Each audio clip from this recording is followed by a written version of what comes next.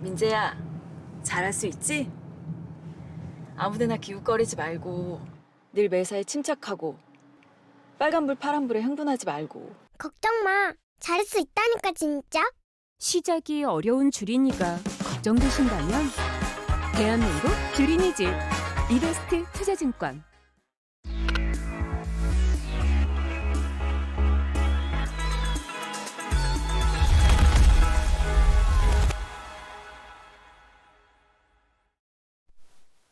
안녕하세요. 이베스트 미드 스몰캡 팀 정홍식입니다.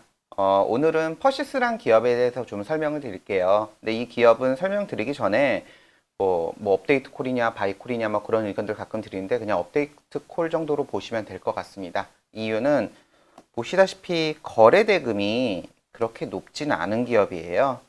이렇게 시장에 관심이 별로 없기 때문에 주가가 뭐 활발히 움직인다던가 그런 부분들은 사실 크게 없습니다. 그리고 이 기업은 사업 내용을 설명드리기 전에 이런 부분들이 좀 있어요. 뭐냐면 여기 보시면 시가총액이 한 3,500억 정도 되죠. 그런데 갖고 있는 순이현금이 1,450억, 장기금융자산 이거 두 개 합치면 시가총액 거의 다 됩니다. 투자부동산까지 합치면 시가총액을 넘어가고요. 그래서 시장에서는 자산주다라는 그런 관점으로 보시면 될 것 같습니다. 뭐 하는 회사인지는 아마 많이들 알고 계실 거예요. 이 퍼시스 다들 들어보셨죠? 사무용 가구 만드는 회사입니다. 사무용 가구를 만드는 회사고, 그럼 사무용 가구라고 하면 굉장히 성장성이 높거나 그러진 않아요. 근데 꾸준히 그 매출액이 나오는 그런 회사라고 보시면 될 것 같습니다. 올해 2분기 실적에서 좀 짚어봐야 될 게 뭐냐면 올해 1, 2분기 매출액은 올랐어요. 그리고 뭐 영업이익은 나쁘진 않았고, 중요한 건 전체 매출의 95% 정도를 차지하는 내수 부분, 사실 내수가 다라고 보시면 돼요. 수출은 아직 많지는 않고요. 내수 부분에서 1분기 때도 20.8%, 2분기 때도 24.8% 정도 매출액이 증가했습니다. 그래서 여기 보시면 이렇게 써놨는데 올해 상반기 실적을 살펴보면 내수 부분에서 뭐 1분기 때 20.8%, 2분기 때 뭐 24.8% 높은 성장이 진행됐어요. 그래서 이 부분이 뭔지 말씀드리면 모션데스크라고 들어보셨어요? 모션데스크 판매가 굉장히 많이 증가했습니다. 모션데스크 보통 IT 기업들 중심으로 많이 수요가 증가하고 있는데 지금 이 책상 있죠? 이 책상은 고정돼 있잖아요. 모션데스크는 옆에 스위치 버튼이 있어가지고 버튼을 누르면 쭉 위로 올라가요. 그리고 다시 버튼을 내리면 쭉 아래로 내려가요. 이렇게 약간 계속 일하시는 분들이 앉아만 계시면 허리가 아프니까 이제 졸리시거나 그럴 때 서서 일하거나 앉아서 일하거나 그런 높이를 조절할 수 있는 책상을 모션 데스크라고 보시면 될 것 같아요. 여기 내용 다 써놨어요. 앉아서 또는 서서 일할 수 있도록 고안된 책상이라고 보시면 되는데 이게 좀 판매가 많이 증가했습니다. 그래서 어쨌든 외형 성장은 잘 나오고 있다라고 보시면 될 것 같고, 이 모든 일환들은 뭐냐면 요즘에 나타나는 현상이 IT 기업들 중심으로, 다른 기업들도 그렇긴 하지만 사무 가구나 사무 환경을 임직원 복지와 연결시켜요.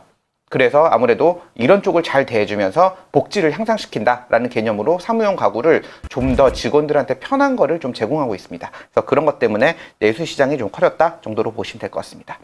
두 번째 특이한 거는 이 회사가 그 퍼시스라는 회사, 퍼시스 그룹이 전부 다 메이드 인 코리아를 굉장히 강조했었어요. 그러다가 작년부터 베트남 법인을 세웠습니다. 베트남 법인을 세운 이유는 아주 간단해요. 뭐냐면 수출을 하기 위해서는 원가 경쟁력이 돼야 되는데 메이드 인 코리아로 수출하게 되면 동남아 지역에서는 원가 경쟁력이 없어요. 그래서 베트남 법인을 만들어서 생산 원가를 절감하고 그리고 동남아 지역으로 이제 수출을 할 목적으로 베트남 법인을 만들었습니다. 앞으로 이 부분에 거는 기대감이 있죠.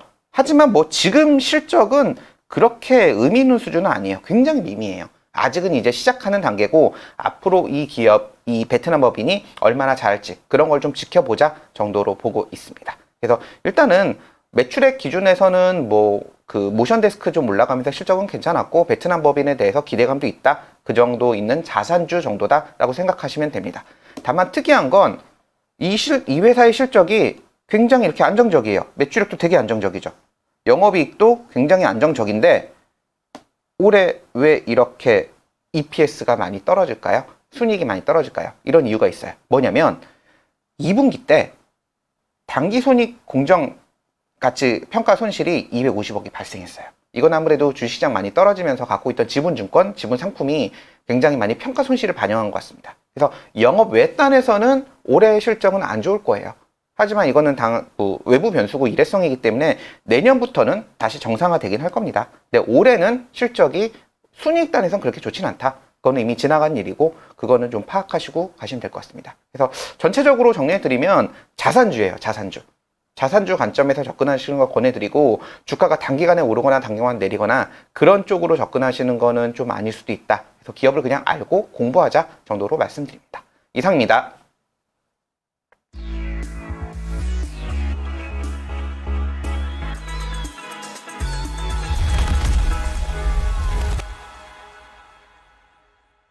친구들은 아무거나 막 주워 먹지? 파란불 빨간불에 흥분하지? 친구들 따라서 우르르 몰려다니지? 시장이 어려운 주린이가 걱정되신다면 대한민국 주린이 집 이베스트 투자증권